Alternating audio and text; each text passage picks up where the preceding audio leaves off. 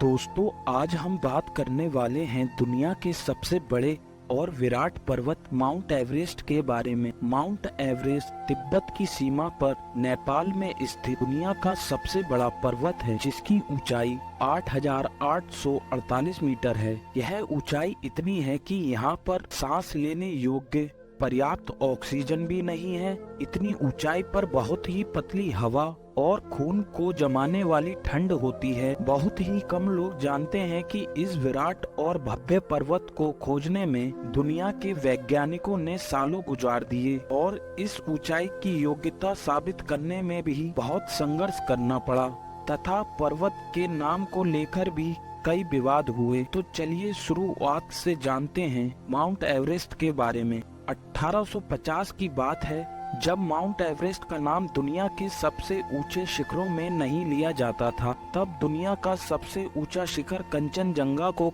माना जाता था। उस समय पर्वतों की ऊंचाई नापने के लिए त्रिकोण नीति के साधनों का उपयोग किया जाता था, जो इतनी सटीक नहीं थी। सर्वे ऑफ इंडिया की अंग्रेजों की टीम को थोड़ा सा डाउट लगा और उन्होंने हिमालय के सभी पहाड़ों को फिर से थोड़ी सटीकता से नापने की शुरुआत की। तब 1855 में जाकर शिखर नंबर 15 या यूं कहिए एवरेस्ट की ऊंचाई का अनुमान लगाया गया और वह अनुमान 8,840 मीटर था। ये आंकड़ा गलत था, लेकिन ये तो साफ साफ पता चलता था कि दुनिया का सबसे ऊंचा शिखर एवरेस्ट है। ऊपर से एक विवाद और था इसके नाम को लेकर। पहाड़ों का सर्वे करने वाले एक अंग्रेज ने, जिसका नाम था जॉर्ज एवरेस्ट, उसने अपने ही नाम से शिखर नंबर 15 को एवरेस्ट नाम दे दिया था, जबकि वहाँ के स्थानिक नेपाली लोग तो उसे सदियों तक गौरी शंकर के नाम से जानते थे।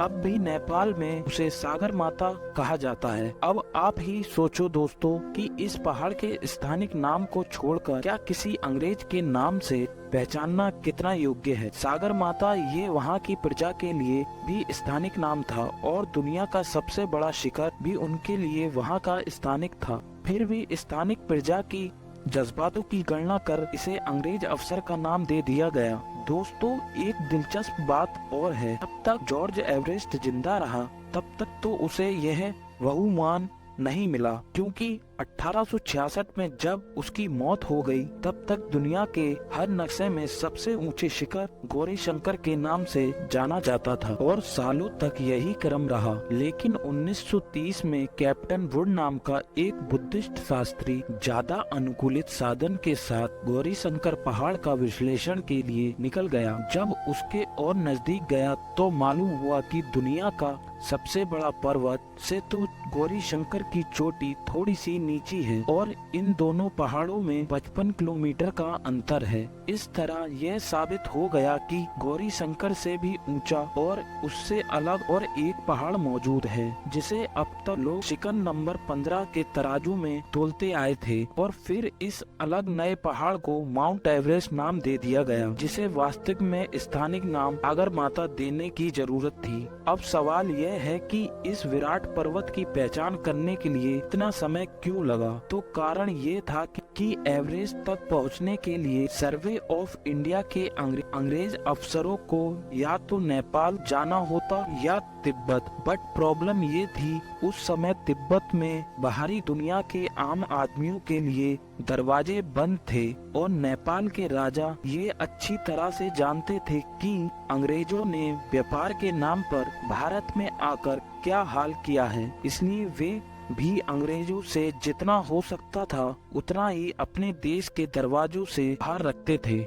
हुआ यूं कि सन 1920 में पहली बार नेपाल और ब्रिटेन के बीच मित्रता खिली। भारत में ब्रिटिश राज आने के बाद दक्षिण में शिलोंग या यूं कहिए श्रीलंका पर पूरे म्यांमार या फिर ब्रह्मदेश पर अंग्रेजों ने अपना शिकंजा कसा था। नेपाल के राजा को भी अंग्रेजों का डर तो था ही। इस सब के बीच अंग्रेजों ने नेपाल को सर्वभूम राष्ट्र जाहिर कर दिया और नेपाल के प्रति मित्रता दिखाई और शर्त यह रखी, नेपाल के गोरखा सैनिक ब्रिटिश फौज में शामिल हो, जिसमें अंग्रेजों का सीधा सीधा स्वार्थ था। अंग्रेज यह चाहते थे कि किसी पराये देश के कसे हुए जवान योद्धा उसके लिए लड़ें। दूसरी तरफ नेपाल सुरक्षित रहे और राजा के राज पर कोई आंच न आए। यह नेपाल के राजा की ख्वाहिश थी। इस करार के बाद अंग्रेजों के लिए नेपाल के दरवाजे खुल गए और उसी समय तिब्बत में भी अपना साहस दिखाने के लिए विदेशी एवरेस्ट ट्रैक करने की मंजूरी दी गई। ट्रैकर्स अपना साहस दिखाने के लिए एवरेस्ट का जायजा लेने के लिए निकल गए।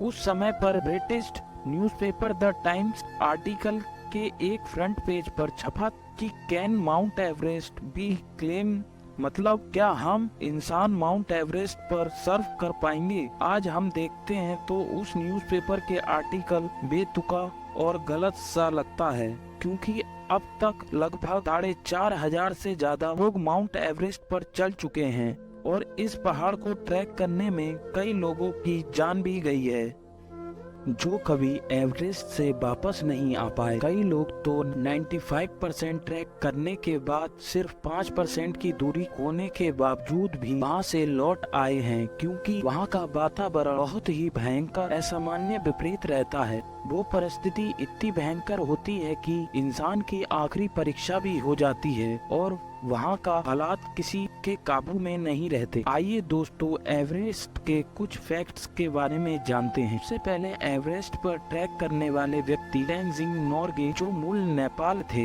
और उनके साथ ही एक एडविन हेनरी जो न्यूजीलैंड से थे।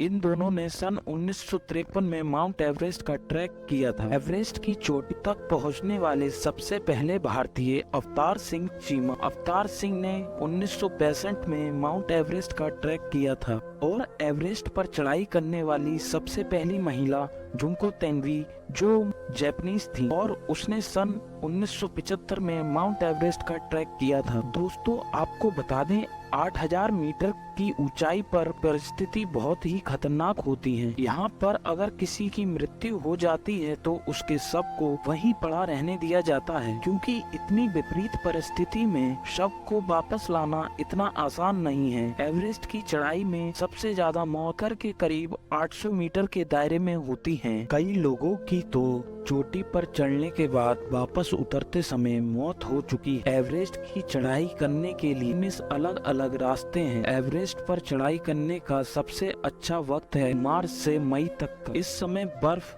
ताजा रहती है और परिस्थिति थोड़ी सामान्य होती है, लेकिन कठिनाई तो अब भी उतनी ही रहती है। इसे अब तक सफलता से पूरा करने वाला एक 13 साल का लड़का और एक अंध व्यक्ति और एक 73 साल की जापानीज महिला भी शामिल है। गर्मियों में एवरेस्ट का तापमान -30 डिग्री से -35 डिग्री तक रहता है। अगर आपको माउंट एवरेस्ट पर चढ़ना हो तो 11,000 अमेरिकी डॉलर फीस नेपाल गवर्नमेंट को देनी होती है। दरअसल ये फीस 2015 से पहले 25,000 अमेरिकी डॉलर थी, लेकिन 2015 में नेपाल गवर्नमेंट ने यह फीस लगभग आधी से भी कम कर दी है।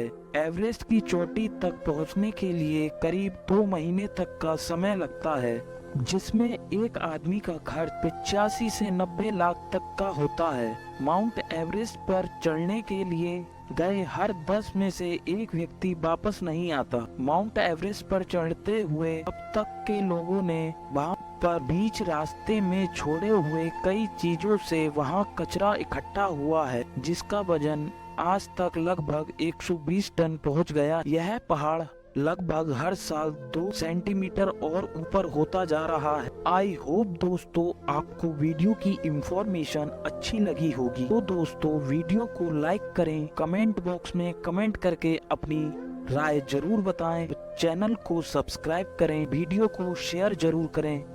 थैंक यू दोस्तों।